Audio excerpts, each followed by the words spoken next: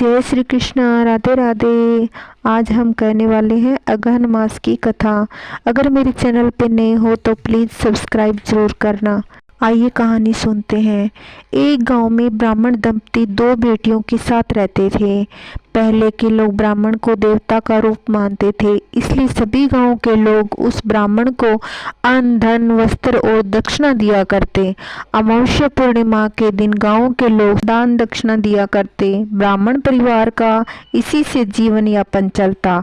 उनका समय अच्छे से बीत रहा था। गांव में सुख शांति थी, कोई लड़ाई झगड़ा नहीं। सभी जाति के लोग प्रेम भाव से रहते थे। राजा के अधीन 100 गांव आते थे। राजा भी अपनी प्रजा के सुख दुख में हमेशा साथ देता। एक दिन ब्राह्मण दंपति किसी बीमारी की वजह से चल बसे।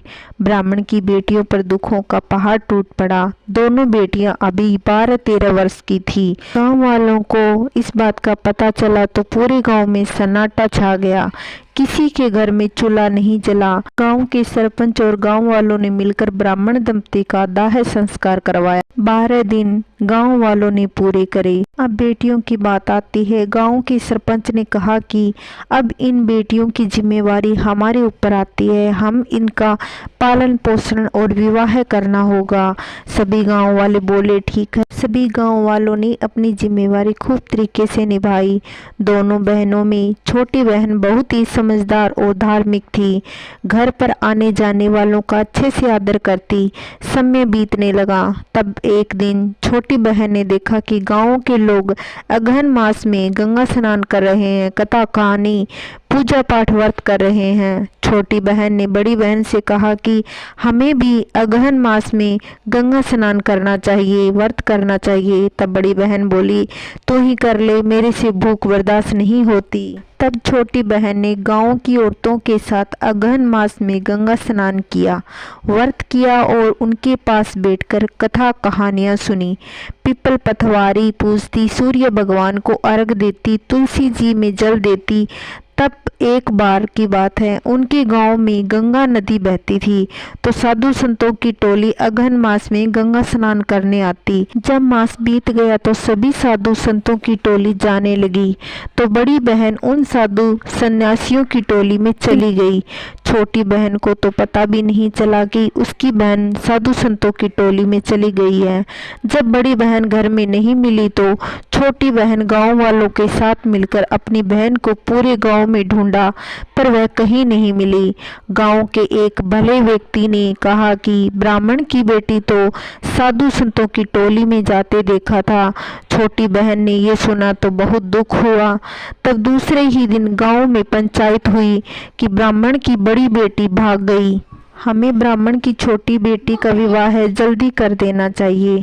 तब एक समझदार ब्राह्मण के युवक से छोटी बेटी का विवाह करवा दिया।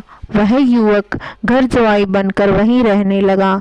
इस तरह समय बीतने लगा। सुबह सुबह ब्राह्मण की बेटी ने पूजा पाठ कर रही थी, तभी उसे कुछ एहसास हुआ तो वह घर के आंगन में पानी का छिड़काव करने लगी। तुलसी में बार बार पानी डालने लगी, गाय के खूंटों पर पानी डालने लगी। वह जोर जोर से बोली कि आग लग गई, बुझाओ। तभी आवाज सुनकर उसके पति की नींद खुल गई। उसका पति बोला कहाँ आग लग गई, यहाँ तो कुछ भी नहीं जला है, तुम क्यों पानी का छिड़काव कर रही हो।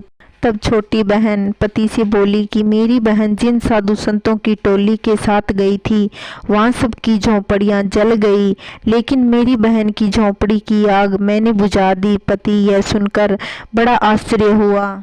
पति बोला कि यहाँ बैठे तुझे कैसे पता चला। अब उसकी पत्नी बोली कि अगर आपको विश्वास नहीं हो तो काशी जाकर देख लो, इस बार मेरी बहन को अपने साथ लेकर के आना। पति उसी समय तैयारी करके काशी चला गया। तब वहाँ जाकर देखा तो पूरे मैदान में आधी जली झोंपड़ियाँ दिखाई दी। वहाँ अफरा तफरी का माहौल था। वहाँ पर एक छोटी सी झोंपड़ी थी, लेकिन उस पर पानी गिरा हुआ था। छोटी बहन का पति उसी झोंपड़ी के पास पहुंचा तो वहां एक दुबली पतली सी सन्यासिनी के भेष में एक युवती दिखाई दी। उसने पूछा कि हे देवी, तुम कौन हो और कौन सा तुम्हारा गांव है, तुम्हारा क्या नाम है। तब उसने अपने गांव का नाम और अपना नाम बता दिया।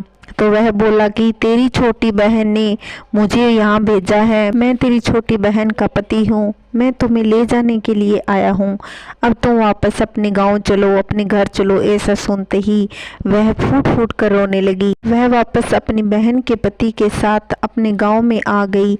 जैसे ही वह गांव के पास आई, वह घर के बाहर आकर खड़ी हो गई। तभी छोटी बहन ने कहा कि मैं आपको एक शर्त पर ही अंदर आने दूंगी, आपको शादी करनी होगी। तभी बड़ी बहन बोली कि मेरी इस उम्र में कौन शादी करेगा। तब छोटी बहन बोली कि भगवान ने सबकी जोड़ियां बनाई होती है, आपका जोड़ीदार भी कुंवारा ही होगा, आपको शादी करके इस घर में आना होगा। छोटी बहन ने समझदार सा लड़का देखकर बड़ी बहन की शादी करवा दी। शादी करने के बाद बड़ी बहन अपने ससुराल जाकर रहने लगी। भाग्य को कुछ और ही मंजूर था। शादी के साल बाद ही बड़ी बहन के पति को कोढ़ लग गया। बड़ी बहन ने अपने पति की खूब सेवा की, पर कुछ दिन बाद कोढ़ पर मक्खियां बिन बनाने लगी। ऐसे ही समय बीतता रहा। फिर अगहन मास का महीना आया तो उनके गांव में भागवत कथा कराने के लिए वृंदावन से साधु महात्माओं की टोली आई। साधु महात्माओं ने पूरे गांव में ढिंडोरा पिटवा दिया, इस गांव में भागवत कथा होगी। सब यहां आकर सुने। तब बड़ी बहन के पति को यह पता चला तो वह अपनी पत्नी को बोला कि मुझे भी भागवत कथा सुननी है, मुझे भी वहां लेकर जाओ। तब बड़ी बहन ने अपने पति को पीठ पर लाद कर भागवत के पंडाल में पहुंची तो वहां उनको अंदर नहीं आने दिया। तब बड़ी बहन और उसका पति पंडाल के बाहर बैठकर भागवत कथा सुनने लगे। अगहन मास का महीना था, कड़ी ठंड पड़ रही थी, ठंडी ठंडी हवा चल रही थी, पर किसी को उसके ऊपर दया नहीं आई। पंडाल के अंदर गरीब अमीर छोटे बड़े सब बैठे थे, लेकिन किसी ने भी उन पर दया नहीं की।